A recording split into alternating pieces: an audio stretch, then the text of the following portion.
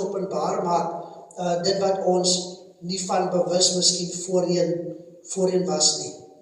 En interessant eintlik van Efesiërs 4 waar ons gepraat het oor een Here, een geloof, een doop. As 'n gedeelte wat ek Sondag genoem het uit die traktaatjies uit wat ons ontvang het van ons moslim vriende af.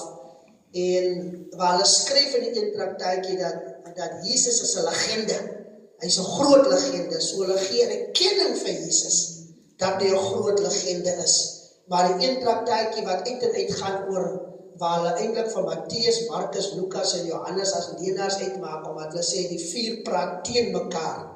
En dit pla my heeltyd, want dit is nie die eerste keer wat ek dit hoor, maar dit kom van ons, as ek dit kan sê, ons vriende se kant af nie.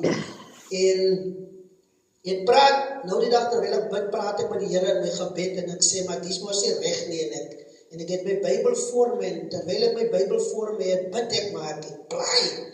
Ek gaan lees van Maria Magdalena, ek lees hoe dat sy by die graf kom, en ek lees van die engele wat Matteus sê die een ding, Markus die ander ding, Lukas die ander ding, Johannes die ander ding, en terwyl ek so lees en so stap voor die Here met my Bybel, begin blaai ek Matteus, en ek lees, en die engele 2 is binnekant die graf, een sit by die kop en die ander sit by die voete waar Jesus gelê het, en hulle sê, hy sien my hierso nie, hulle sien mos. En ek lees ook hoe dat Petrus ingegaan het by die graf en hy gesien het hoe dat die kopdoek gedeelte opgerol lê aan die een kant weg van die ander gedeelte af wat om die liggaam was. Ek lees hoe dat Maria Magdalena opstaan by die graf en die engele met haar praat en sy hartseer is en omkyk en hier staan die tuinier wat sy nie weet, dit is Jesus Christus, wie self by haar staan nie. En ek sien hoe dat Matteus skryf sy weergawe, Markus syne, Lukas syne en Johannes syne, en dit kom by my eintlik, hoe dwaas kan die wêreld tog nie wees nie. As jy nie in verhouding met die Here wandel nie, en die soekend is soos hierdie vrou wat gesoek het vir die penning wat sy verloor het nie, kan die Here niks openbaar maak. En in 'n oomblikse tyd wys die Here vir my. Nou wat die Here net vir my sê, die verhale speel hulle af. Selfde tyd, verskillende oomblikke. Want die een verhaal sê, 'n groep vroue het gegaan, om te gaan kyk by die graf, en te probeer versorg. En dan het Maria Magdalena ook gegaan. Maar dit wil nie sê Maria Magdalena was onmiddellik by die eerste groep, of wat ook al gewees nie. En die Here wys om in Matteus, Markus, Lukas, Johannes, in 'n oomblikse tyd, wys die Here vir my die verskillende verhale, en hoe dat dit alles ineenstem. So daar was 2 engele in die graf. Daar was 'n engel wat op die klip gesit het. En daar was 'n tuinier gewees. So almal was daar. Maar Matteus sien die nodigheid om van die een persoon te skryf. Markus sien die nodigheid om van die groep te skryf. Die ander sien die nodigheid om te skryf van Petrus en die disipel wat gehardloop het na die graf. So, elkeen het sy klimaks in dit wat hulle ervaar en gehoor het, en hulle skryf dit. Want hulle was skrywers. Net soos ek vanaand die praat, is daar skrywers, daar's mense wat skryf. Dis hoe mense se boeke uitkom. Een bishop het nou gesê, dis hoe sy boeke ook, een van sy boeke sien ek, hy het skrywers in die kerk. Mense wat behalwe recordings, hulle is besig om te skryf wat bishop praat. Hulle skryf. En die boeke word eintlik so gebore. As jy die bishop het gaan skryf van oor af, die mense skryf en sê, dit was dinamies, hulle vat al die wat hulle geskryf het, en hulle vat die recordings, hulle sit alles by mekaar, hulle gee dit terug vir die prediker, en die prediker gaan kyk, en die prediker gaan daar uit wat nodig is, en daarna word dit gegee weer vir die skrywers, en hulle vat dit na die mense toe, wat weet hoe my goed by mekaar te flats, en dan word 'n boek gebore. As jy so sê, die prediker wat die boek skryf nie. Jesus het die boek geskryf, Lukas het geskryf, Markus het geskryf, Matteus het geskryf, Johannes het geskryf. Hulle was die skrywers. Hulle skryf wat hulle nodige gesien het om op klem te lê. En as jy dat hulle kontradik met mekaar nie. Weereens, hoe dwaas kan die wêreld nie wees nie? Hoe maklik kan die duiwel die mense verblind om nie te kan sien? Dit is hoekom die kerk van die Here, die mense self, die doopgedeelte waar ons sê, 1 Here, 1 geloof, 1 doop, Efesiërs 4:5, hoekom hulle nog steeds glo in die besprinkeling? Hoekom hulle nie wil glo in die groot doop nie? En die groot doop is amper nou, dis 'n Pinkster ding. Maar hoe kan dit 'n Pinkster ding heeltyd is as manne glo ek van daai jare, Calvin hulle en Luther hulle almal is mense wat ek glo wat geglo het in dit. Dis maar net soos die jare aangegaan het, hoe mense die goed begin verdraai het, om dit dan makliker te maak. En dieselfde by Philippus en van Ethiopië het in die water. En toe hulle uitkom in die water het die Heilige Gees Philippus weggevoer. En die hofdienaar was alleen en het sy rug met blydskap voortgesit terug Ethiopië toe Afrika toe. So hy was gedoop. En ons Bybel sê dat in die Bybelboek Markus staan dit vir ons baie duidelik, hy wat glo en hom laat doop sal gered word. Hoe kan 'n babatjie glo? Ek bring die babatjie om ingeseën te word, nie om gedoop te word nie. So hoe kan 'n baba glo? 'n Baba het nie 'n klou nie, 'n klein kindjie het ook nie 'n klou wat regtig gebeur nie. Tensy die kind 'n sekere ouderdom is en begin verstaan. Maar die Bybel sê baie duidelik, Markus 16 sê, hy wat glo en hom laat doop, sal gered word. En die Bybel sê die volgende ook, maar hy wat nie glo nie sal veroordeel word. So is dit een Here, een geloof, een doop. So as iemand die glo in die groot doop, hulle noem dit groot doop, maar eintlik is dit nie van groot doop nie. Dis doop. Kom al die woordjie groot 'n bietjie weg. Want ons wil nou sê die inseëning is ook 'n doop. Dit is nie 'n doop nie. Daar is inseën, daar's geen probleem om 'n kind in te seën nie. Jy kan hom met olie inseën, jy kan hom met water besprinkel, jy kan hom net so inseën, hand op te lê, want die Bybel sê Jesus sy arms om die kinders geslaan en het hulle geseën. Nergens praat van het water gebruik of olie gebruik nie. Ons lees dit, die skrywer het die nodigheid gesien om te skryf of daar olie of water gebruik was nie. Die skrywer wat skryf sê dit, hy het sy arms om hulle geslaan en het hulle geseën. So elke kindjie het hy gevat, of 2 of 3 of wat ook al. So die detail is miskien nie dieper aan nie, maar die feit dat die kinders op daai manier geseën. So ons kan nie praat van 'n klein doop en 'n groot doop nie, daar's doop. Die Bybel sê, daar's een doop. En die regte doop is, al sê watter kerke ook, waar die regte doop is, die doop onder water. En of jy my nou 5 keer druk, 1, 2, 3, 4, 5 of 1 keer, die feit is ek is onder. En dan kom uit die water uit. En Paulus skryf van dit, want hy sê die doop is 'n afwassing van ons sondes. Dit is hoekom die nuwe bekeerlinge moet verstaan, jy moet ywer, jy moet eintlik soek en sê, wanneer word ek gedoop? Want dit is wanneer jy gedoop word, wanneer jy begin 'n ervaring kry, en ek wil nie vanaand te diep ingaan net oor die doopgedeelte nie, maar wat ek wil sê is dat, wanneer jy doop, is die gedeelte wanneer jy by die plek kan kom, wanneer die Heilige Gees oor jou vaardig word, en jy gawes kry. Dis hoekom ons praat van een Here, een geloof, een doop. Een doop. Want die kind wat ingeseën word, kan nie met die Heilige Gees gedoop word nie. Dis onmoontlik. Jy kan alleen met die Heilige Gees gedoop word die oomblik nadat jy deur die water doop is. Dis feit, dit staan in die Bybel. Daar's een gedeelte in die Bybel wat ek raak gelees het.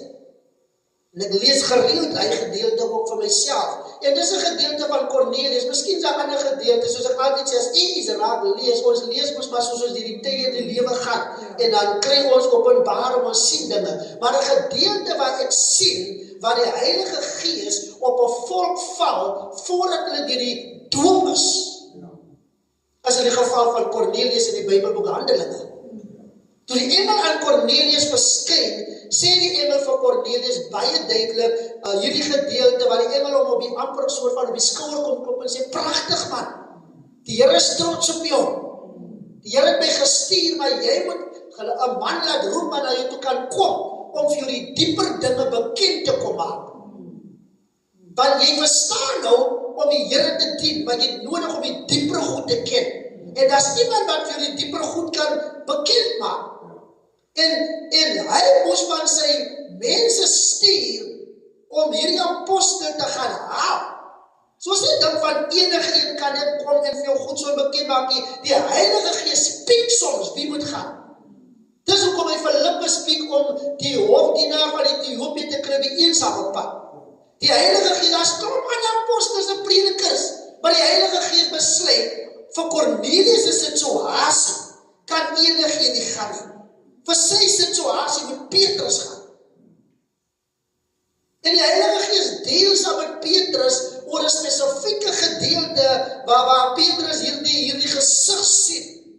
En hierdie diere wat neerdaal en Petrus nie verstaan waaroor dit gaan nie. En aan die einde van die dag, toe die manne by Petrus aankom, toe gaan hy na Cornelius se huis toe, in Handelinge 18. Dan gaan hy in diepte ingaan oor die verhaal, jy kan dit weer gaan lees. Ek wil net praat oor die doopgedeelte. En hy gaan na Cornelius se huis toe, toe hy daar kom, toe sê die Bybel, toe sit daar mense by Cornelius se huis. En hy het daar reeds sy familie en sy besonderse vriende, dit wil sê vriende, ek sê sommer welgestelde en vriende van status en posisie, want hy was nie sommer so, maar hy was 'n hoofman oor 100. En hy het van sy familie met mekaar geroep, en die Bybel sê vir ons, toe Petrus binnekom het Cornelius om tegemoet gegaan, en aan sy voete neergeval en om hulde te bewys. Kom nou, as 'n engel sê, gaan roep daai man. 'n Engel in die hemel sê, daai is die man wat vir die dieper dinge gaan oopmaak. En hy val neer, en Petrus sê hy rig hom op en sê, staan op, ek is self ook maar 'n mens. En ons nie voorstel mekaar kan bid nie. En terwyl Petrus spreek, vind hy baie binnekant wat vergader het. Soos 'n homstel wat aan die gang is. So die huis is vol. En Petrus kom in, en Cornelius vertel van die gesig wat hy gesien het, en Petrus ervaar dieselfde tyd wat hy ook iets ervaar het, en hulle twee begin gesels, en toe begin hy die evangelie verkondig aan Cornelius en die mense. En die evangelie wat hy verkondig is die gedeelte om te praat van basies wie Jesus Christus is en alles dit wat daarmee gepaard gaan en wat gebeur het en hoe dat die Here opgestaan het en die dode uit. Hy vertel die verhaal. Kruisiging, dodery, opstanding. Want die evangelie gaan nie oor dit. Die ander klop goed, iemand het nou die dag gesê, jy kan 'n boodskap bedien oor selfbeeld en sulke goeders. Maar dit is anders, daai is motivering en dit is aanmoedig om iemand bewus te maak, jy moet weet, jy is kosbaar in God se oë. Maar wanneer ons van Jesus begin praat, dan skuif die fokus na Jesus. En Petrus praat met hulle oor dit, hy praat oor die kruis, want die Here wil hê, Cornelius en die mense by hom, moet die dieper sake verstaan. Want hulle weet wat dit is om God te aanbid. Want die Bybel sê vir ons in Handelinge 10 sê vir ons baie duidelik dat Cornelius en sy hele huis, hy het sy huisgesin, sy hele huis, maar hy praat nie oor sy huisgesin nie, sy hele huis praat ook oor sy bediendes, want hy het sy bediendes gestuur en 'n vroom soldaat wat onder hom gedien het, want hy was 'n hoofman oor 100 van die sogenaamde Italiaanse leerafdeling, kom soldate onder hom gehad. So sy hele huis, almal wie met hom connect het, in sy huishouding, bediende, sy werkers, het almal die Here gedien, want Cornelius het 'n goeie voorbeeld gestel. So die Here het nodig om met hom te deel, en het die regte man nodig, hy omdat in Petrus kom, en Petrus deel saam met hom, en hy oomblik, en bly by my, want ek beweeg iewers heen saam met dit, want ons praat Efesiërs hoofstuk 4, oor die een doop. En Cornelius in daai stadium in luister, en almal luister, en die woord van die Here sê, vers 44 van Handelinge 10, en toe Petrus nog besig was om hierdie woorde te spreek, het die Heilige Gees op almal geval wat die woord gehoor het. En dis heidene, as die Jode nie. En in Efesiërs praat ons van, dat Paulus skryf in Efesiërs, hy sê vir hulle, dat deur die kruis, het die Here die heidene en die Jode een gemaak. Nou is ons nie meer twee groepe nie, ons kom word een in Christus Jesus. Soms verstaan mense nie, dan dink mense, ons moet net bid vir Israel. Ons het nou een kom word in die Here. Ons bid vir die vrede in Jerusalem. Ons bid dat baie Jode wat nie die Messias aanvaar nie, maar as Jode wat nie glo in die Nuwe Testament nie, hulle lees net die Ou Testament, want hulle glo nie die Messias het al gekom nie. So wanneer ons bid vir Israel, bid ons nie vir vrede vir die mense net in Israel nie. Ons bid vir die redding van hulle kosbare siele, dat hulle sal verstaan die Messias het al gekom. So ons bid almal wat in Israel en almal wat Jode is, hulle glo wat ons glo nie. baie glo nie. En dis hoekom baie van hulle, as hulle nou gaan lewe die dag, gaan glo in die antichrist wanneer hy kom. Want hulle dink die Messias, of hulle glo die Messias het nog nie gekom nie. So, die kruis het ons een kom maak in Christus Jesus. So, Petrus staan op by hierdie heidense mense. En Petrus praat met hulle oor kruis, doodryk, opstanding. En hy praat met hulle glo ook oor die doop. Want die doop praat die Bybel van afwassing van ons sondes, praat terselfdertyd van 'n begrafnis. So, terwyl hy praat in die Bybel, Handelinge 10:44, toe val die Heilige Gees op almal wat die woord gehoor het. Almal. Dis hoekom wanneer ons in die huis van die Here self ook is, dan moet almal moet gefokus wees. Want jy kan nie die moment mis nie, want jy gaan dit mis, want jy kan in die midde sit, dan mis net jy dit wat die Heilige Gees uitstort. Maar omdat al die mense in die oomblik wat daar gesit het, gefokus was en geluister, was dit nie 'n ding van dit rondgespring, val op my, en dit en die mense spring ons rond, en dan hoe meer die rondspring, gaan die Heilige Gees kom. Sien hoe klomp movements hier, die Bybel sê, hulle het geluister, hulle het doodstil gesit, maar toe val die Heilige Gees daar nog steeds op hulle. Was hy nodig om te skree en te keer en te gaan, Here kom nou, val op my, dit was nie nodig nie. Hulle het nie 'n worship song gesing nie. Hulle het nie gekoor dans nie. Hulle het gesit en luister. En terwyl hulle luister, toe val die Heilige Gees op. Rustig.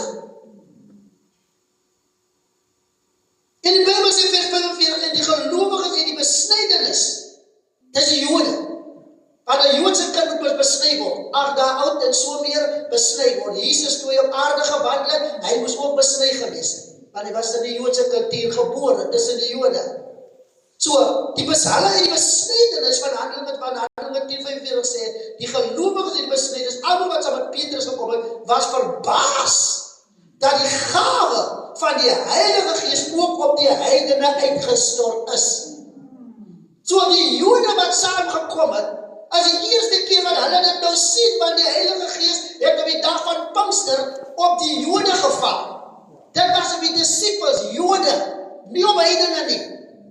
Die heidene en almal wat buitekant gestaan het, wat gekom het uit Afrika, en almal wat die Paasfees kom bywoon het in Jerusalem, daai tyd, hulle staan daar buite en hulle hoor hoe dat die mense die bo vertrek, in tale praat. En die Bybel sê hulle hoor diene praat, in hierdie Arabiese taal, Aramees, daai praat dit, ek was om te sê, daai praat isiZulu, isiXhosa, daai het die Chinese goede gepraat, en die mense hoor die verskillende tale, en party sê, hulle is dronk, party sê, hulle is vol soetwyn, hulle kop is confused, en Petrus staan op en sê, hierdie mense is nie dronk nie. Maar die Heilige Gees het oor hulle gekom, maar dit was net oor die Jode. So, hier is hulle nou verbaas, wat saamgekom het, wat saam met Petrus gekom het, om na Cornelius huis te kom. En hulle sê, wow, heidense mense, hoe doen die Here dan nou die ding?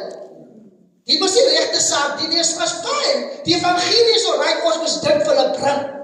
Hulle moet net dit kry. Hulle moet weet oor die kruis, hulle moet weet oor die Here vrees, hulle moet die Here dien, maar die gawe, as nie vir hulle nie, as net vir ons as Jode. Ons kry die gawes, want ons is die blou bloed. Dit is hoekom die Samaritaanse vrou met die Here in gesprek is en met die Here redeneer, want sy diepte en sy praat met die Here. En die Here praat met haar om van te sê, dit gaan nie net oor die Jode gaan nie, en hulle gaan op die berg gaan bid nie. Maar diegene wat in die toekoms gaan aanbid, sê die Here vir die Samaritaanse vrou, is hulle wie my in gees en in waarheid aanbid. So dit gaan nie meer 'n geval is wat jy moet op die berg kom bid nie. Ek moet nou 'n rit doen. Israel, dis nie verkeerd nie. Gaan Israel toe, is wonderlik om die graf te gaan sien, en die berg en experience, dit is goed, want dit change lewens, dit maak jou anders voel. Maar jy hoef nie net daar te gaan bid nie. Jy hoef nie net daar by die graf te gaan staan, daar waar Jesus opgestaan het nie. Jy kan hier ook wees. Verstaan? Want dit is die ware aanbidders. Wat God in gees en in waarheid aanbid. Hulle is ware aanbidders. En hierdie besnydenismense, hierdie Jode kom agter. Wauw, die Heilige Gees val op die mense ook. Geen handoplegging, geen rondspringery, geen geskree, kalm en rustig, sit die mense, en hulle luister hoe dat Petrus praat. Niks musiekie, net 'n gesprek, net 'n teaching, kalm verduideliker, en die Heilige Gees val op hulle, want hulle het al reeds verhouding gehad. Maar die verskil is, die Heilige Gees val op hulle, maar is nog nie deur die water doop nie. Terwyl al die ander het gegaan deur die doop soos hulle bekeer, want die Bybel sê, hy wat glo en laat doop sal gered word, wat beteken glo, doop en gered word, wat beteken nou kom die gawes oor jou, of in jou lewe in. Waaroor ons vorentoe gaan praat, waar ons die Bybelboek Korintiërs gaan hanteer. En die gawes kom en hulle kry ook nou dit. En hoe weet ons hulle het gekry? Want dit was 'n uiterlike teken, want Handelinge 10:45 sê, die gelowiges, die besnydenis, almal wat saam met Petrus gekom het, was verbaas dat die gawe van die Heilige Gees ook op die heidene uitgestort is, want hulle het gehoor hoe hulle in tale spreek en God groot maak, toe het Petrus begin spreek. Vers 46. So toe die Heilige Gees oor hulle op hulle kom, toe begin praat alle mense daar binnekant in tale, en hulle begin praat oor die groot werke van die Here. Hulle het nie die teaching gekry, die dieper, die verborgenheid. En skielik praat hulle in tale, maar het nie by tale gebly nie, hulle het ook gepraat oor groot dinge van die Here. Die dinge wat hulle voorheen nie geweet het nie, begin praat hulle nou. En die Jode hoorde. En Petrus praat verder. In Handelinge 10:46, Petrus spreek, 47 sê, niemand kan toch die water weer, dis die Afrikaanse weergawe nou, Engels praat anders, ander vertalings praat miskien anders, niemand kan toch die water weer, dat hierdie mense, hierdie heidene, wat net soos ons die Heilige Gees ontvang het, nie gedoop word nie.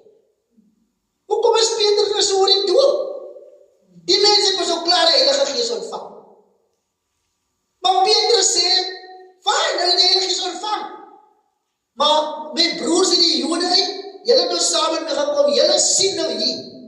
Jesus het die mense gedoop in die Heilige Gees, want Jesus is die Heilige Gees doper. Het is gedeelte in die Bybel waar het baie duidelik maak, in Bybelboek Johannes, wat sê dat Jesus het nooit gedoop terwyl op aarde was, eintlik nie. Maar sy disciples het die mense gedoop in water. En ek het my nota daar belangs hy gedeelte gaan maak om te skryf in my Bybel om te sê, Jesus is die Heilige Gees doper.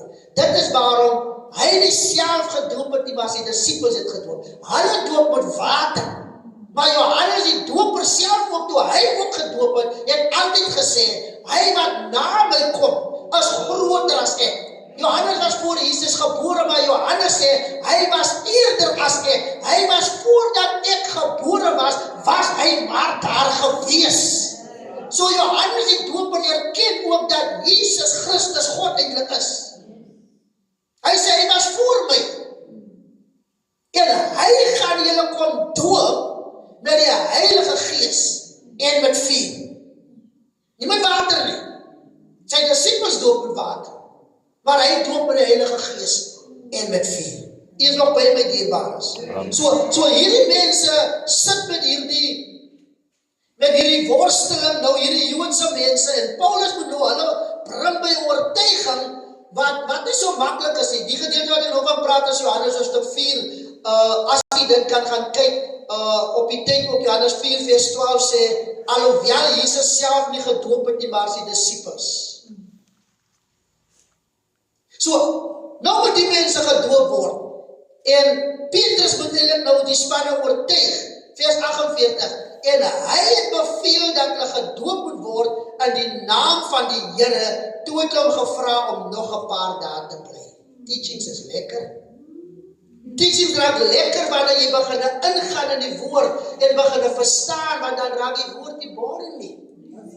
Want jy begin besef, nou daar's dieper dinge en dis lekker. En ek wil ook dit kry wat hy vrou gekry het, toe sê, hy is uitvee om die verlore penning te kry. En toe sê dit gekry en toe sê hy bly en toe roep sy aan bure en sê, wees saam met my bly. Ek het nooit geweet, daar is soveel dieper dinge in die woord nie. En hierdie mense ervaar, Petrus, ons weet jy's 'n besige man. Ons weet jy baie wat jy moet gaan doen, maar bly asseblief 'n paar dae. In die Bybel sien ek hoe dat die mense die Here gesoek het. Bly asseblief nog. Ewen die Samaritaanse vrou ook. Haar mense, wat het hulle gedoen? Bly asseblief nog 'n bietjie by ons. Net 'n paar dwaase daar toe die Here die duiwels uitdryf en die varke gaan, wat oor hulle besigheid was en geldgierig materialisties, want hulle het gedink hy gaan nou hulle hele besighede tot niet maak, want toe die duiwels uitdryf, toe gaan die duiwels en die varke word die duiwels vat, hulle sommer die afgrond in daardie see en hulle verdrink almal, en die mense is meer materialisties en hulle soek by die Here, gaan asseblief net uit ons stad uit. Mense wat die Here wegwys is mense wat materialisties is en mense wat voel, ons het nie die kerk nodig nie. Ons het nie nodig om meer teaching te wees nie. Ons soek die ding met ruk, man. Dan moet ruk.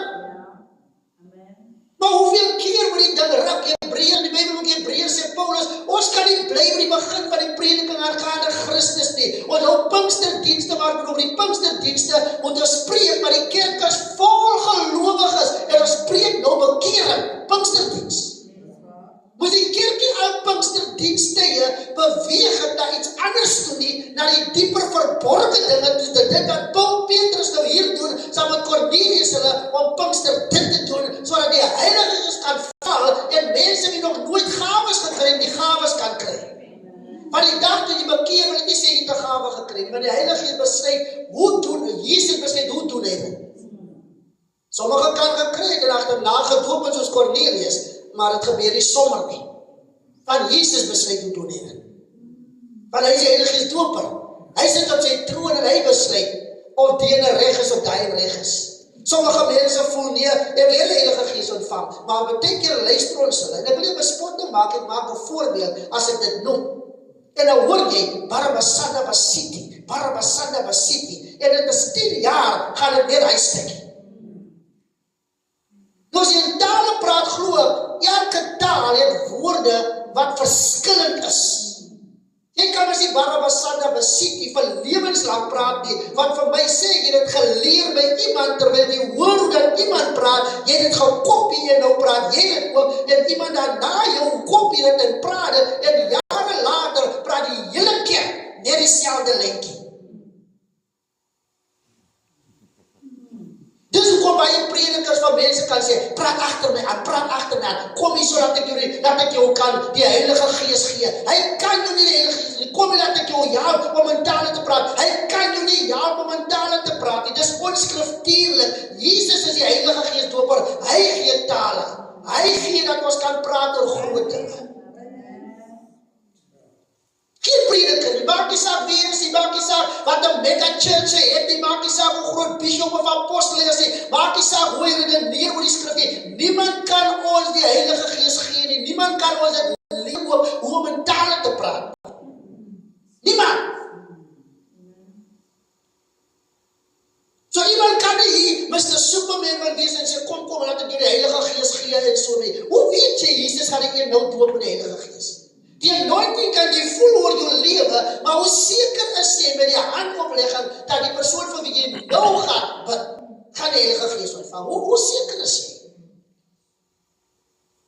Daar was 'n sekerheid met Jesus, toe hy opgestaan in die dode uit, en hy staan voor hulle, wie uitkom in die vertrek in, en hy tussen die disippels is, en die Bybel sê, hy vir hulle wys, kyk hier ek lewe, en die Bybel sê, het op hulle geblaas. Daar is 'n gedeelte in die Bybel waar die Jesus op hulle geblaas. Nou gaan nie na al die skrifte toe blaai, ek haal dit aan. Hy het geblaas op hulle. Nou weer eens, ek het nie probleem met blaas nie. Dit 'n probleem is iemand dink dat jou blaas maak dat die mense die Heilige Gees ontvang. Jesus, die skrif sê, Jesus het geblaas en gesê ontvang die Heilige Gees. Vir sy disippels. Na sy opstanding, want hy is die Heilige Gees doper. So, wie is ek om te blaas en te sê, my blaas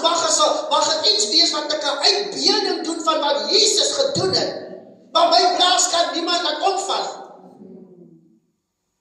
Van mense, as hulle daai ding van, ek sal hulle moet val. Maar miskien voel jy nou iets gebeur en jou bene voel wankerig en nou val jy. Baie keer val sondaars ook. En hulle val nie omdat die Heilige Gees oor hulle kom nie, baie keer wil die duiwel reeds hê ook hulle moet val. Dat hulle nou nie met hulle gedeel kan word nie. Hulle dieper oor hy ingaan, want hulle lê hulle al bewusteloos. En ons kan nie die duiwels uitdryf nie, want hulle lê nou daar, die duiwel om net op die grond. So hierdie mense oor die dieper goed, dus kom ons kom gou weer vinnig terug aan Handelinge 10 toe. Hulle oor die dieper goed, nog steeds oor Efesiërs hoofstuk 4, die een doop. Hulle hoor die dieper goeders. Hulle ontvang die Heilige Gees, maar hulle is nog nie gedoop nie. En Petrus sê, wat verander ons om hulle te doop en hulle doop hulle? Petrus oor die moeilikheid soos kan kom daarna. Hy is in die moeilikheid. Petrus, die man vir wie die Here gesê het, op hierdie rots sal ek my kerk bou. Maar jy moet die skrif ook reg verstaan. Die Here sê nie, gaan op Petrus se kerk bou nie. Daar is 'n spesifieke volk wat sê dat alles begin by Petrus. Maar alles begin by Petrus, alles begin by Jesus. Alles begin by Jesus. Die kerk begin by Jesus, nie by Petrus nie. Petrus het 'n antwoord gegee. Toe die Here sê, wat sê, hoe sê die mense wie is ek? Hy sê Elia, maar hy sê daai, maar hy sê die groot profeet. Elkeen het gesê hoe dink hulle, en die Here sê, hoe sê julle wie is ek? En Petrus sê, U is die Christus. U is die Seun van God. En die Here sê, vlees en bloed het ek aan jou bekend gemaak. Dit is revelation, my Vader in die hemel. Die Heilige Gees het dit aan jou bekend gemaak, dat jy weet dit wat jy nou weet. So op hierdie rots gaan ek my kerk bou. Nie op Petrus nie. Op dit wat jy verklaar het, op die revelation, daarop gaan ek my kerk bou. Op Jesus Christus, die rots, die koning van konings, daarop word die kerk gebou. Nie op Petrus nie. Nie op 'n mens nie. So die kerk wat gebou word op die ware fundament, Jesus Christus. Hy is die hoeksteen is van wie Paulus ook praat. Hy is die hoeksteen. Daai kerk is die ware kerk. Kom ons los het, maar daar sê, dis die ware kerk. Maar dis die ware kerk. Die kerk wat anders op ander fundamente gebou is nie. Hulle maak die naam van die Here groot en alles nie. Petrus is so die moeilikheid. Want as ons gaan kyk na die Bybel ook Handelinge hoofstuk 8 en ons kyk na wat gebeur toe Filippus die diaken. Nie 'n ouderling nie 'n apostel nie 'n bishop nie 'n major prophet nie, die diaken. Met 'n evangelistiese bediening. En hy voel nie bekommer dat hy maar net 'n diaken is nie. Van hy diepte. Want het gaan nie oor of jy diaken of wat is nie, want jy moet kan produce volgens wat jy sê jy is. As jy sê diaken, moet jy gaan kyk kwalifikasies van 'n diaken. As jy kyk ouderling, moet jy gaan kyk wat is die kwalifikasie van 'n ouderling. Want self Petrus, as hulle antwoorde beskryf oor sekere goede clarity, dan het hierdie groot apostels waartoe gegaan? Jerusalem toe, na wie toe? Na die ouderlinge in Jerusalem. Kom nou Petrus, Paulus, hulle gaan na die ouderlinge toe. So eintlik, die pastore en apostels moet by die ouderlinge kan sit, vir clarity oor sekere goed. En as die ouderlinge nie kan produce nie, so die kerk was sterk dat want elkeen het geweet sy rol. So hulle sê die pastore het op heeltyd en Petrus het heeltyd goed gedoen nie. Hulle die orde verstaan. Ouderlinge het gepraat van mense wat op 'n ander vlak was met sekere goeders. En apostels op 'n sekere vlak met sekere goeders. We gaan in diepte ingaan oor daai nie. En dis wat die kerk so swak maak. Want in baie kerke word het gesien die diaken is 'n boetjie. Was goed daar, so loop daar, draad hy ding, tel hy ding op, maak haskoen, doen die, en ons diakens raak kragteloos. Ouderling doen dit, ouderling doen die, ons ouderling raak kragteloos. En die woord, so die Bybel sê, ons moes al leermeesters gewees het. Want diaken is in sy baan nie. En hier is die diaken, en hy is besig om die evangelie te verkondig. Hy maak 'n opskudding. Kyk jy, hy maak 'n opskudding in hierdie stad van Samaria. Die Bybel sê die opskudding wat hy so gemaak het hierso, die wat verstrooi was in die land deen gegaan, Handelinge hoofstuk 8 sê in vers 5, en Filippus het afgekom in 'n stad van Samaria en Christus aan hulle verkondig, dieselfde wat Petrus nou doen hier vir Cornelius. Hy kon verkondig Christus aan hierdie mense. En die Bybel sê, en die skare, Handelinge 8:6, het eendragtig ag gegee op die woorde van Filippus toe hulle dit hoor en die tekens sien wat hy doen. Hier is 'n apostel besig by Cornelius hulle te kalme teaching. Hier is 'n evangelis besig, wie ook diaken is, wat nou moet kyk na die administrasie van die kerk, om na die weduwees en die wesens te kyk. Hy doen daai sy job description, maar die spiritual side is belangrik, want dit gaan oor dit eintlik. So dis eintlik wat die diaken moet kan doen ook. En hy preek, en hierdie mense sien wat hulle hoor sy woorde, maar hulle sien ook die tekens wat hy doen. So Filippus was powerful. Hy praat oor Christus, hy praat oor die kruis, hy praat oor die krag van die opstanding. En terwyl hy praat, het hy ervaar die skankelike mense, siek mense, en Filippus begin sommige gesond maak, en mense raak gesond aan die Here weer deel hom, want die Bybel sê dat die Here het saamgewerk met Filippus, man. Saamgewerk, hoekom sê die Here het saamgewerk? Want as ons gaan kyk, hoe dat die Here saam met die disciples gewerk het, hoe hulle kragtige dade begin doen het, op grond van wat in Markus hoofstuk 16 staan. Die Here het saamgewerk. Is wanneer die Here saamwerk, wanneer kragtige dade gebeur. So Filippus doen al die wonders en tekens, Handelinge 8 sê, en daar was groot blydskap in daardie stad. Wanneer laas was daar groot blydskap in 'n huishouding of in 'n dorp, wanneer 'n hele huisgesin tot bekering kom, so by Filippus, by Cornelius hulle. Wanneer die hele huis gestaan waaroor die evangelie eintlik gaan. Groot blydskap. Selfs 'n towenaar kom tot bekering. Simon, en hy loop heeltyd langs die diaken. Hy wil kyk, hoe gebeur die wonderwerke. Want ek het wel getoon te kere gegaan, maar my goed werk nie meer nie. Maar die man sy saak weer, hy wil sien. Maar wat was die verskil? Filippus was vol van die Heilige Gees. Want hy die proses deurloop glo. Hy het die Here aangeneem, hy het geglo, hy het gedoop, vol van die Heilige Gees. Die Heilige Gees het hom gegee, en hy gawe gekry om dit te kan doen. As jy nie die gift het nie, dan kan jy nie voel en sê, ek die gawe, ek kan mense gesond bind. Wie sê jy die gawe? Jy sê Here, maar wys dit vir ons. As die mense gesond kan bind, fyn, wag net gou hierso broeder, ek gaan gou vir jou iemand gaan kry. Sien jy hierdie man? Hierdie man is baie siek. Die dokter sê, hy gaan net 'n paar maande lewe, so wil u nie asseblief vir hom hande oplê nie. Die man dien die Here, en hy kan vir die Here baie beteken as hy nog langer op die aarde is. So ek moet versigtig wees om te sê dat 'n gawe,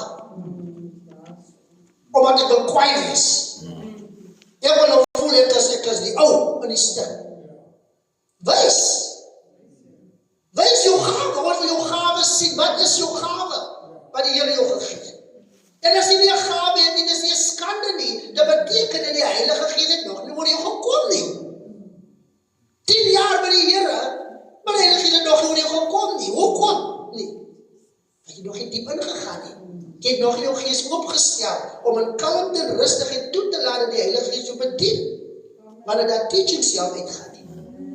En die duiwel wil die kerk van die Here gevange hou met 'n klomp rondspringery op en af hardlopery en hulle almal rondgedans het. Daar's hulle so moeg en dan gaan skepparty wind daar buitekant en mense gaan staan daar buite en die broer wat nog nie verlossing het, hy gaan steek sy twakpil aan en hy rook vinnig gou aan buitekant klaar en die suster met die kort skirtjie wat nie weet as skirt met lank genoeg in die kerk wees nie, sy gaan ook nog sommer toilet toe want sy voel sy's nog moeg gekoor dans en almal is net te mekaar, want die duiwel wil hê jy moet luister na die teachings nie. Want ons moet glo die kerk is, dit moet lewendig wees. En hy hou die kerk vir jare, hou die vyand ons besig met entertainment. En hierdie mense, even in Handelinge 8, wat bekeer het, hulle was bly. Ek gaan nou nog klaar maak met die gedeelte wat ons gelees het in Handelinge 10 ook. Maar ek wil net vir die Handelinge 8 gou vinnig voorhou ook. vers 14. En toe die apostels in Jerusalem hoor, Handelinge 8:14, dat Samaria die woord van God aangeneem het hulle Petrus en Johannes na hulle gestuur. Die verstaan dierbares?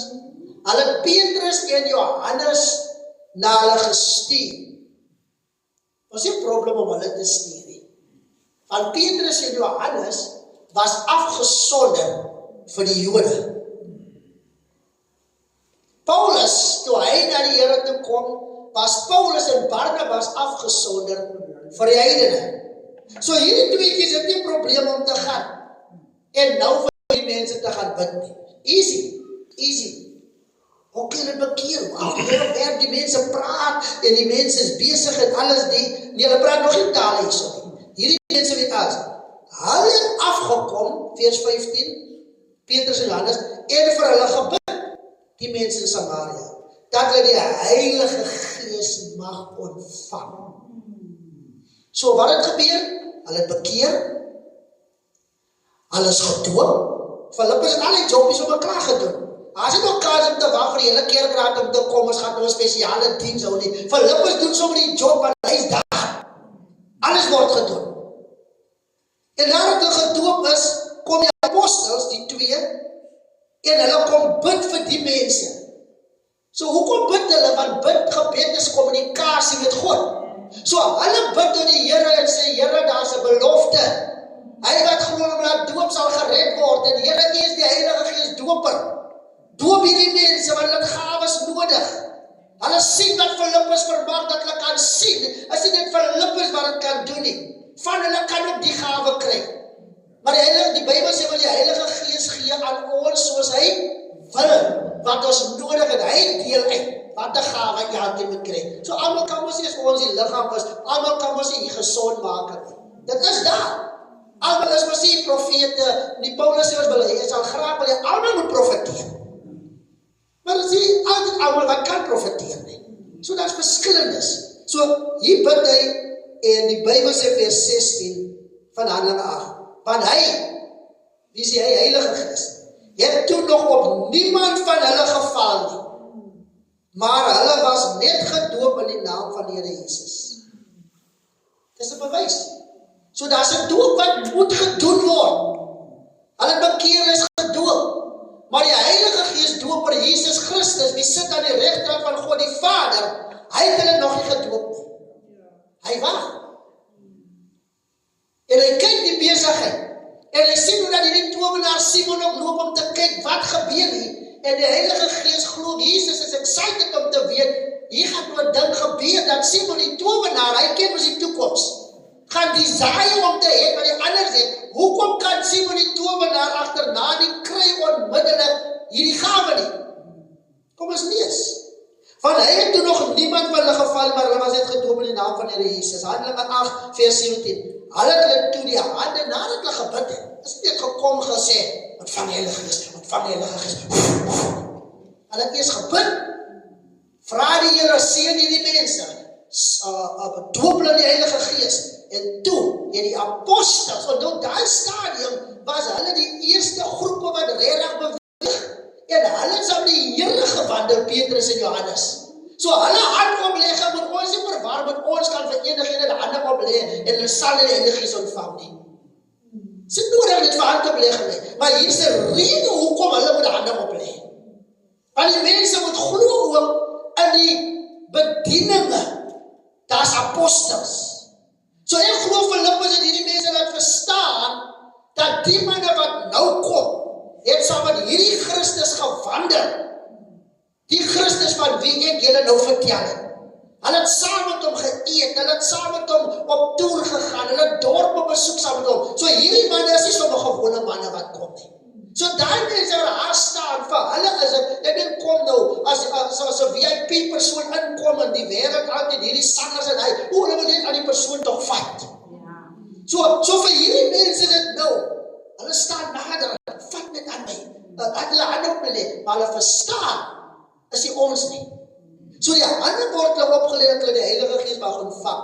En die Bybel sê, hulle toe die hande opgelê en hulle die Heilige Gees ontvang.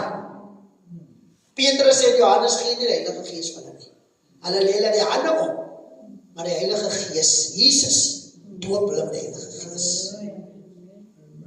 En toe Simon, die towenaar, wat ook bekeer, hy is bekeer.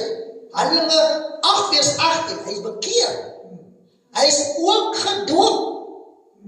Toe Simon sien dat deur die handoplegging van die apostels die Heilige Gees gegee word, het hy hulle geld aangebied. In Handelinge, hoekom weet ons hy was gedoop? Handelinge 8:13. En Simon het ook self gelowig geword en nadat hy gedoop was, gedurig by Filippus gebly en hy was verbaas deur die tekens en groot kragte sien gebeur. Handelinge 8 vers 18. En toe Simon sien dat deur die handoplegging van die apostels die Heilige Gees gegee word, het hy hulle geld aangebied. En gesê, gee aan my ook hierdie mag, sodat elkeen wat ek die hande oplê, die Heilige Gees kan ontvang. Maar Petrus sê vir hom, mag jou geld saam met jou vergaan, omdat jy gedink het om die gawe van God deur geld te verkry. Kom. Saai 1000 rand. As jy 5000 rand gee, jy gaan sien hoe sien die Here jou. En die Here gaan daai doen. Kom. Jy kan beter doen. My suster, die Here het vir jou deurgekom. Money making schemes binne die kerk. Hulle kan jou niks gee nie. Soek die Here, dis verniet. Is gratis. Jy hoef nie te betaal nie. Kom eet en drink. Gratis sê die Here. Lewende waters. Die kerk van God word binne die kerk beroof, omdat hulle geldgierigheid is. Die Bybel sê in die laaste dae sal daar geldgierigheid ontstaan, binne die kerk ook. Money making, want die tye is swaar buite. Dis hoekom mense wat skaars kan, mense iets sê van die Bybel nie, hy voel en hy kan nou lekker preek en mense motiveer. Ons hulle sommer pastore. En besoek hulle raak sommer apostels ook, en hulle verstaan nie dat die Bybel sê, dat die evangelie van Christus Jesus gebou word op die fundament van apostels en die profete, die skrifte praat ons rondom daai. Nou as jy apostel is, en jy kan skaars teach nie, en jy kan skaars mense die goede oopmaak wat die Here sê nie, hoe nou? So jy soek 'n titel, want jy soek geld. Want jy wil van mense wees, ek 'n apostel, ek het 'n blou toga met rooi vlamme in en nie probleem met togas nie, nie probleem as iemand 'n apostel is nie, maar dan moet jy jou roeping verstaan.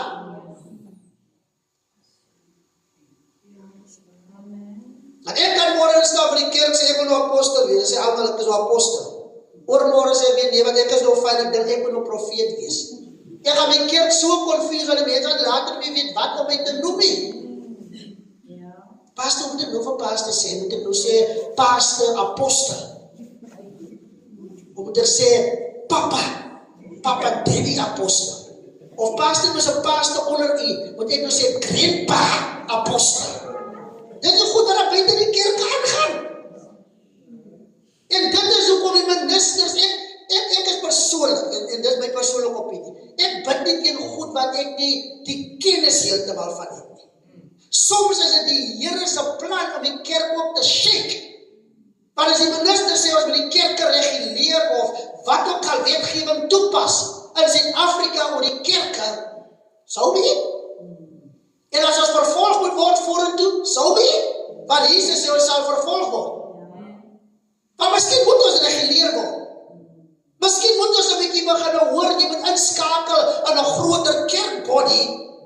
Of miskien moet jy kan wys, jy het mense op register en jy het 'n grondwet en jy is geregistreer by Social Development en by SARS en jy het 'n bankrekening waar die mense se geld gaan en jy word gebetaal uit die bankrekening uit jou salaris en daar's mense wat kyk na die geld, hoe dat dit gevloei. Sodat die mense nie beroof kan word, want dieselfde Bybel sê, daar is baie van hulle, in die Bybel sê Paulus hulle, Petrus hulle, wat ingegaan het in die huise van die weduwees en hulle beroof het, en wat die Bybel sê, die pensioenkryers, vroue wie se manne miskien gesterf het en groot gelde gekry het, en hierdie manne het ingegaan in die huise van die weduwees en hulle eintlik beroof. Van hulle weaknesses misbruik gemaak. Klink miskien hard nou. Maar dit is die waarheid, dit is die goed wat Paulus hulle gepraat het. Die mense moet hoor van Christus, hulle moet hoor van die een doop, maar die mense hoor nou ander goed. En die kerk word swak gemaak. Want ons het papas, ons het grandpapas, ons het great-grandpapas, en you name it. En die krag is nie meer daar van die evangelie nie. Hulle kry die Heilige Gees, hierdie man soek op dit, of hy soek nie, want hulle wil die hande opgeleid, hulle die Heilige Gees ontvang, maar hy wil nou ook gaan, en hy wil ook nou van mense gaan hande opleid. Wat gaan nou gebeur? Sien maar die tovenaar was 'n businessman.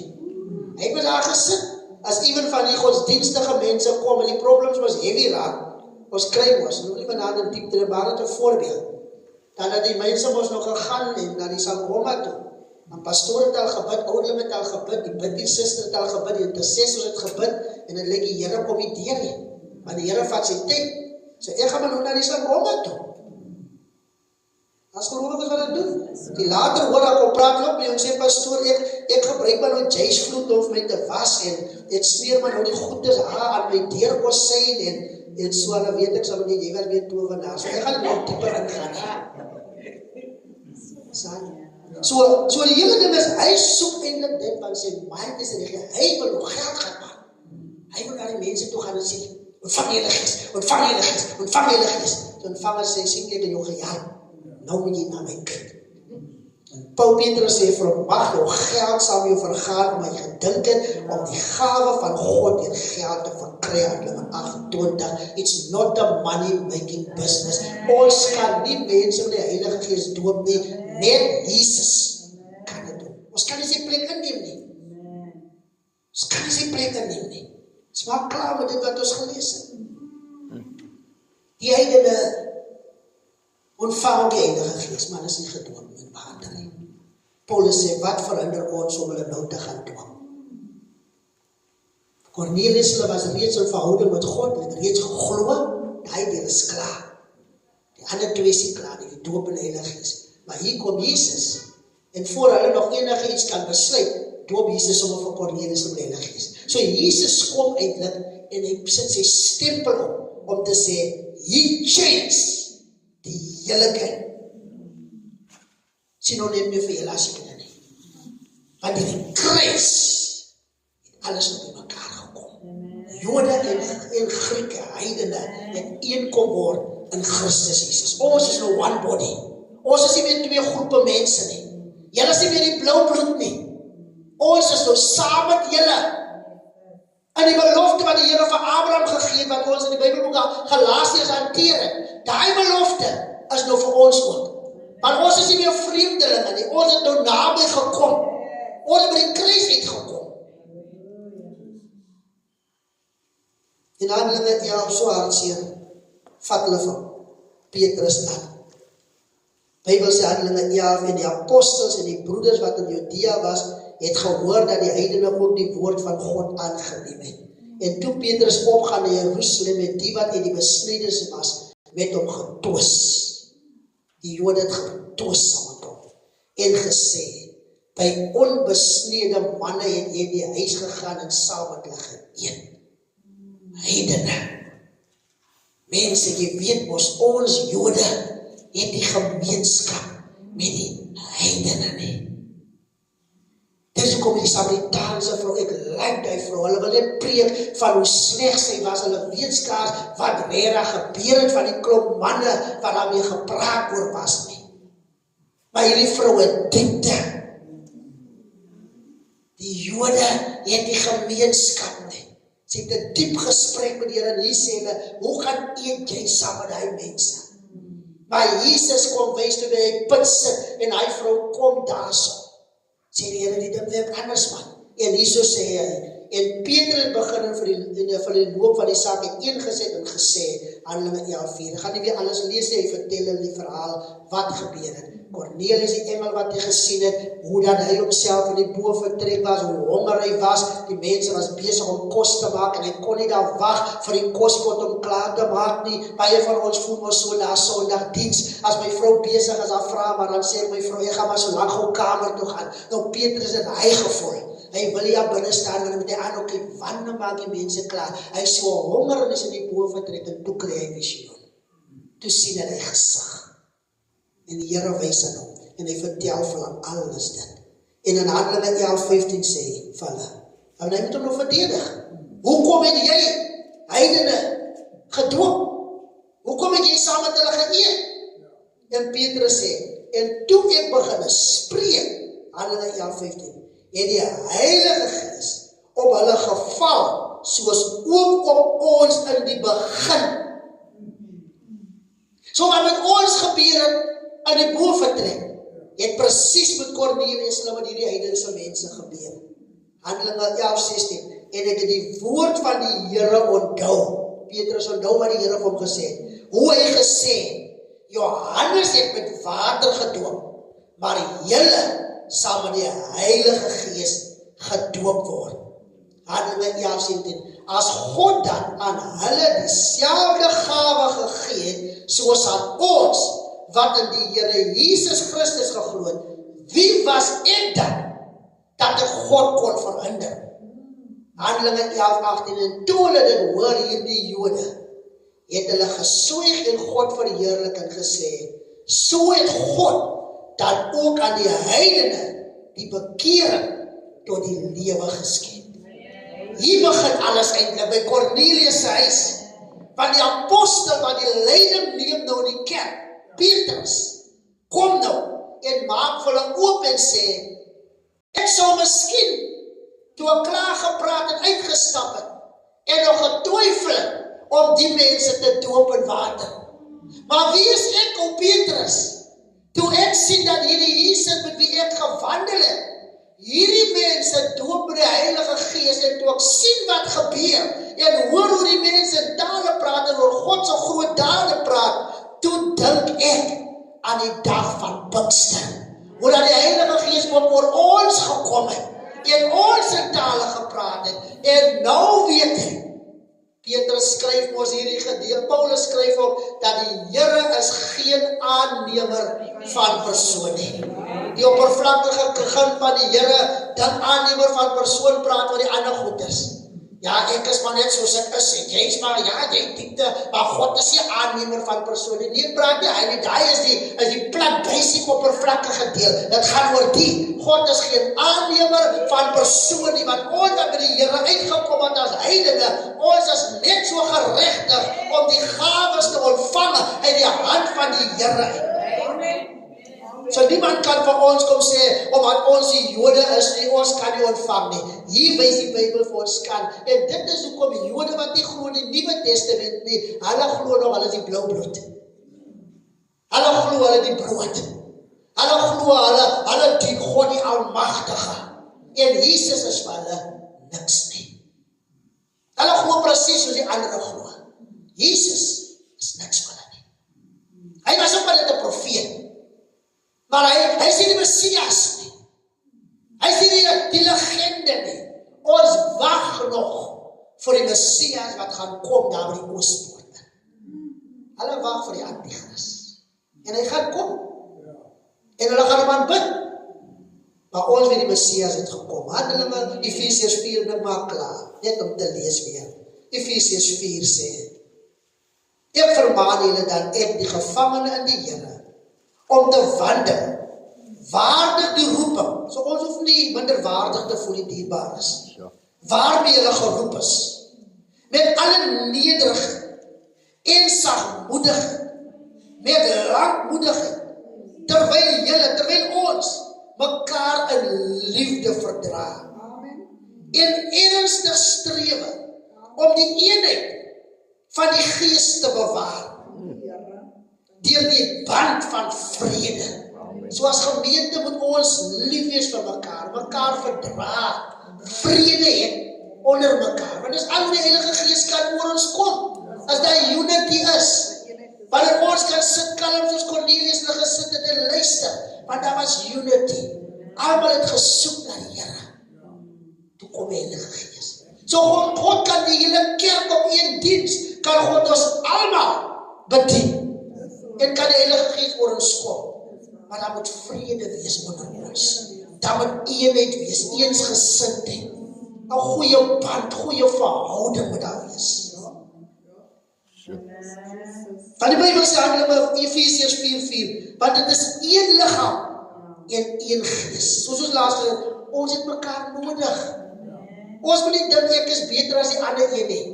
Miskien is die gawe wat ek het op 'n ander vlak miskien.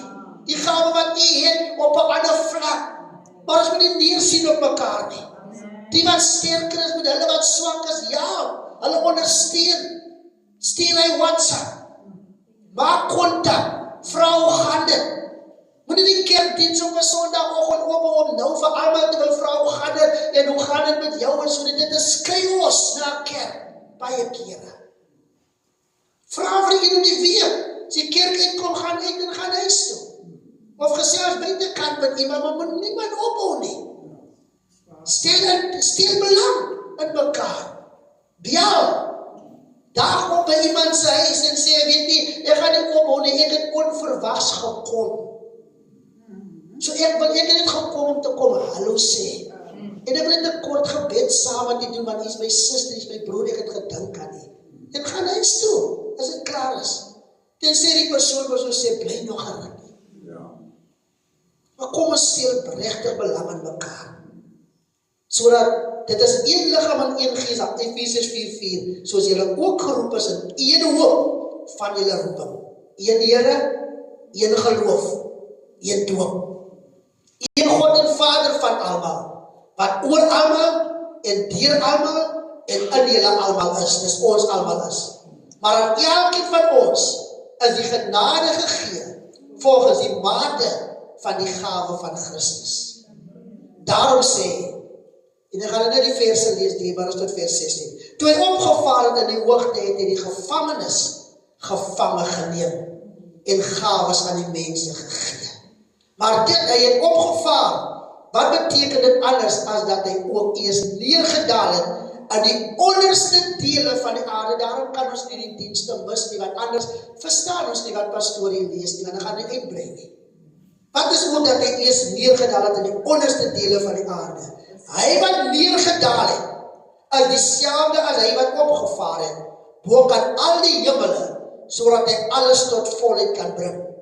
En hy het gegee, sommige as apostels, ander as profete, ander as evangeliste, ander as herders en leraars, om die heiliges toe te rus vir hulle dienswerk, tot opbouing van die liggaam van Christus, totdat ons almal kom tot die eenheid van die geloof en van die kennis van die Seun van God, dis Jesus Christus, tot 'n volwasse man, tot die mate van die volle grootte van Christus, sodat ons nie meer kinders sou wees nie, wat soos golwe geslinger en heen en weer gedryf word deur elke wind van lering, deur die bedriegery van die mense, daai goed wat ek so tussenin genoem het, deur sleep om lustiglik tot dwaling te bring. Maar terwyl ons liefde die waarheid betrag, ons het mos gepraat van die waarheid, en alles sou opgroei in hom, wat die hoof is, naamlik Christus, uit wie die hele liggaam, dit is ons, goed saamgevoeg en saam verbind, deur die ondersteuning wat elke lid gee. As jy nie ondersteun nie en jy veroorsaak verdeeldheid, dan is jy nie deel van die liggaam nie. Want jy ondersteun nie. Jy moet ondersteun. Want elke lid gee volgens die werking van elke afsonderlike deel in sy mate. Die groei van die liggaam bevorder vir sy eie opbouing in liefde. Wonderlike gedeelte Efesiërs Bybelboek. Hoe dat die Here met ons praat, maar hoe dat die woord van die Here ons bring om te sien, alles gaan terug. Christus, doderyk, opstanding, opvaar, en hy sit aan die regterhand van God die Almagtige. Hy gaan kom eendag, maar in die tussentyd sê, ek gaan julle doop met die Heilige Gees, jy moet vier.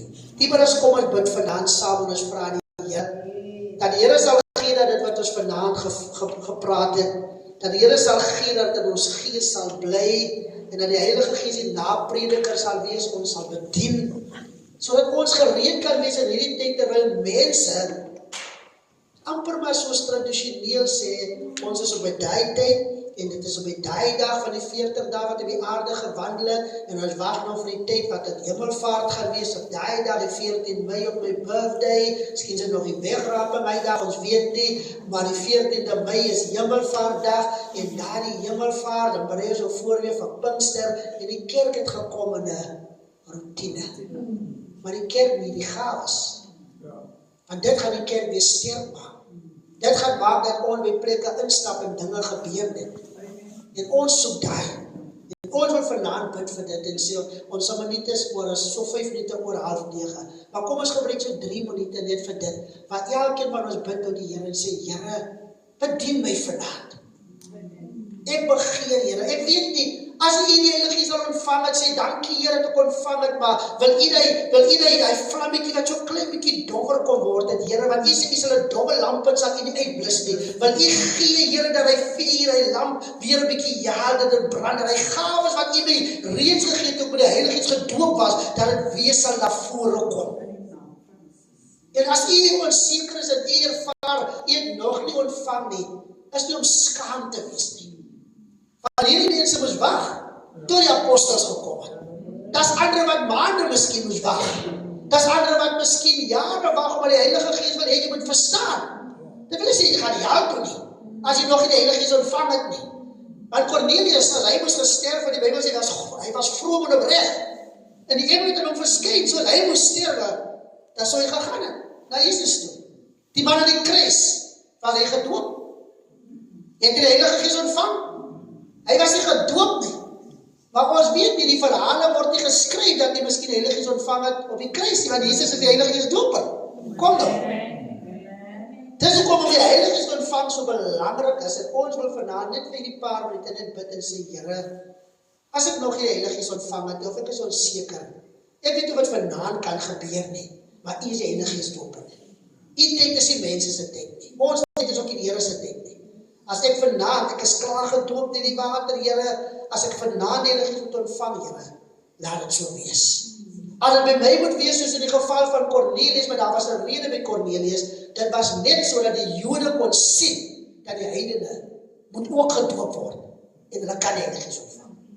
Dis al rede, hoekom Jesus het so gedoen het.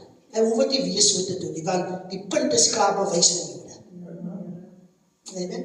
So kom ons bid vanaand, want dit is ons het net so lekker gebid, Broer Pieter en Broer Willem het ons lekker ingelei, so dag Here gedank vir die weg wat die Here maak, die deurbraak in ons huishoudings, persoonlike lewens, en self in die kerk op, ons elkeen het op 'n manier gebid glo, en ons glo dat die Here in die atmosfeer, die Here marvelous gewerk, Here het klaar 'n mooi werk gedoen. Kom ons wees gou vanaand soek. En dierbares, ek gee onmiddellik oor vir Broer Willem, Broer Pieter ook self, hulle kan enige oomblik vorentoe kom, maar kom ons gebruik net hierdie geleentheid. Jy kan staan, jy kan net so sit, soos ek sê, dit gaan nie oor of ons skree of wat ook al hê, maar kom ons bid tot die Here vanaand. Vader, die van genade, Here, ons sê vir u dankie.